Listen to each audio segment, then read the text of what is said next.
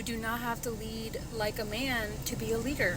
Amigas, if you're new here, my name is Jasmin, and I share all things lifestyle, mindset, and business as a first-generation Mexican American. So today I got to attend the 5th annual Empower Her conference by Young and Empowered, and let me just say it was such a breath of fresh air because I actually got to learn from other women that are successful, that have failed, that are moms, that are doing so many things while trying to be entrepreneurs or just run a business. And to be honest with you guys, I did stop going to networking events for almost 6 months just because I felt like in my last role, it was very transactional coming from the sales background. And I got sick of it. I got burned out. And I almost didn't go to this networking event. But I'm so glad that I went because it was so much more than just a networking event. It was a place for us to learn from each other. It was a place for us to be vulnerable. It was a place for us to talk about leadership, not only in the workplace, but as women, which we know is so much more different for us women than it is for men. But I wanted to share some of my biggest takeaways because I know that it can definitely help another woman, especially in leadership.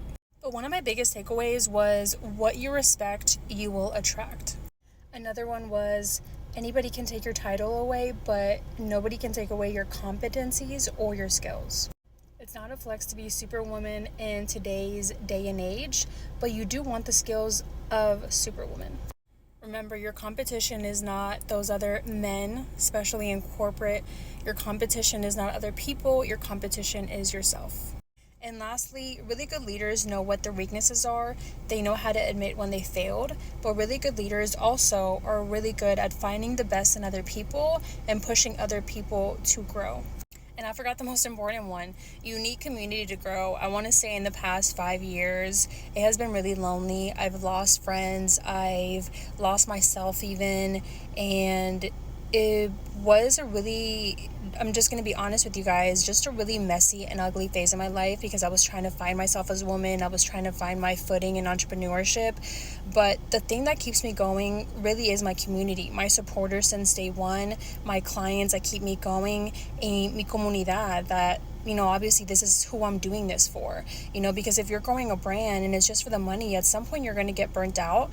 But my biggest takeaway from this event that just reignited my passion for entrepreneurship and my passion for what I'm doing is, how are you giving back to your comunidad?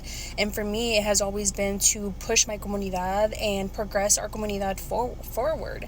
And if I'm not doing that with my brand, if I'm not creating that impact with my brand, then why am I even in business? At least to me, that's how I find fulfillment. So I encourage you guys